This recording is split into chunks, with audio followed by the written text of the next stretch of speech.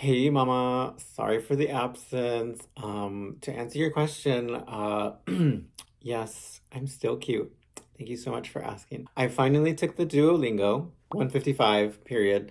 I was so nervous, but I passed. I want to talk about just the main points, some takeaways from my Duolingo experience. How did I get this score?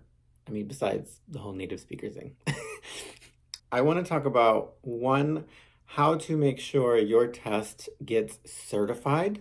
I don't want you to spend your money and then they say, oops, sorry, you're cheating. Uncertified. It happens a lot. Number two, I want to talk about why my listening score, why I think my listening score was the lowest. Three other tasks or areas I thought were really difficult. And four, review what I did for the writing. Okay, number one, cheating. Stop. Don't do it. I know a lot of people try. Just stop. I do work on the other side of these tests. The test I work for is not the Duolingo, but it is a test very similar. You can take the test at home.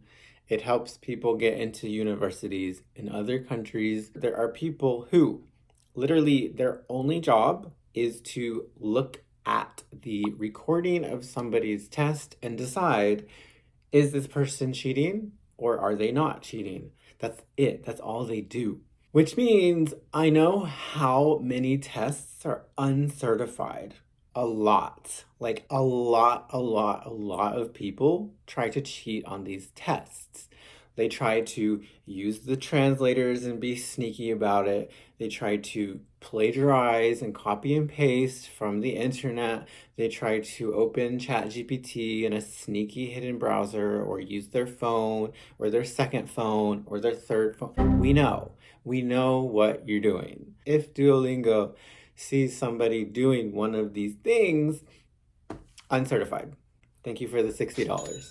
Try your best on your own with just your brain and just follow the instructions of the test. Don't be typing, you don't look away, just follow the instructions and do your best. Number two, the listening was really hard, I thought. I would definitely practice dictations every day before you take this test. If you don't know what a dictation is, it's basically the listen and type task. I explain it more in this video here, but watch this guy's video and just do like 10 minutes of practice a day, 15 minutes of practice a day, depending on, how comfortable you feel. And also don't forget to practice typing too. I know that kind of sucks for people who don't speak a Romanized language, Chinese, Japanese, Hindi. Keyboard is a hard one, so you'll have to practice that too, so you can be faster. On the test, I think I only had like two replays for the listen and type. I definitely used the two replays. I listened one time, typed, and then listened another time because I didn't get everything the first time. And then the third time was like a check. Now, the hardest listening was definitely the listen and respond task. So hard. On this task, they tell you immediately if you get a question right or wrong. So it's very intimidating. I got one wrong and I was like, no. So it kind of throws you off for the rest of the task. Definitely watch my video or somebody else's video on that task. Go through the guide, do the practice, listen and respond tasks in the guide for sure. You really want to be ready and familiar with this task for sure. Otherwise, it's just too much. Okay, other parts that I thought were hard.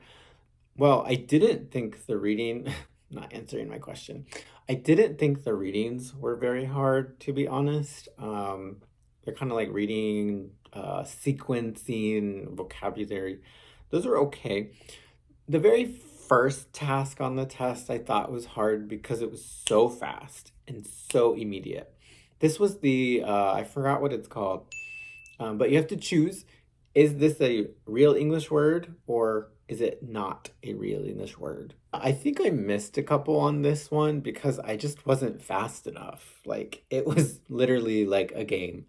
Because, setting up the test, it takes like 10-15 minutes. I mean, you really have to set up your phone watching you. You have to check your internet connection, check the camera, all this stuff. And then it's like, okay, go. Pew, pew, pew. Like, and yeah, I literally wasn't fast enough. So be ready for that. The read and complete was also the read and complete was also hard. They remove a lot of words in those fill in the blanks. So, like any test, I mean, same advice, just do the easier ones first, like as soon as you can, and then fill in the harder ones after. There's just I know I missed one or two in that section as well. Okay, and then the writing. Um, Definitely watch my video on the writing too. I'm not trying to plug my videos. The lies. There you the go. Lies, This the bitch, I'm lies. telling you, trifling. But with the writing, again, it's all about speed, which means the preparation is really important. I mean, you only have the longest one, you only have 5 minutes, which is so short. And then the other ones, I think you have like 90 seconds for one or something like that. But, anyways, definitely have a plan. Have a strategy so you can write as quickly as you can and you can cram as much vocabulary and grammar as you can in the short amount of time. It's all about speed on this test. It really is. So for the 5 minute essay, for the 5 minute writing, well, I would, and I did, treat it like an essay, you know? Go ahead and in your mind be like, okay, I have 5 minutes. I'm gonna do like a little opening, a separation of a couple paragraphs, and then a concluding sentence. I'm gonna use to begin, blah, blah, blah. Furthermore, like that's what I did. Because if you have that organization, it really helps you save some time because you can kind of do that kind of structure without thinking. So it saves you a little time of, how to set up your writing, and then you can just kind of fill in the content with whatever content they ask from you. So yeah, I would have an outline ready for an outline that could work for like any kind of topic.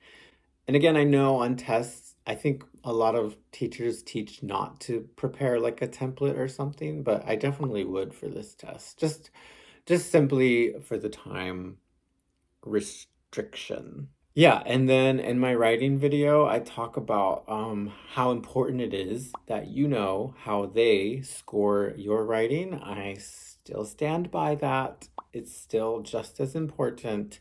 You need to know how they score you so you know what to do if you freeze or if you can't think of material. Focus on the vocab and grammar. If you feel like your answer is kind of shitty, then just focus on the vocabulary and grammar. So that's it. This is probably my final video for Duolingo. I think I'm over it. So, yeah, go ahead, take the test. I think it's a great test. Don't cheat. They'll know. And let me know how it goes, Diva. You're gonna rock it.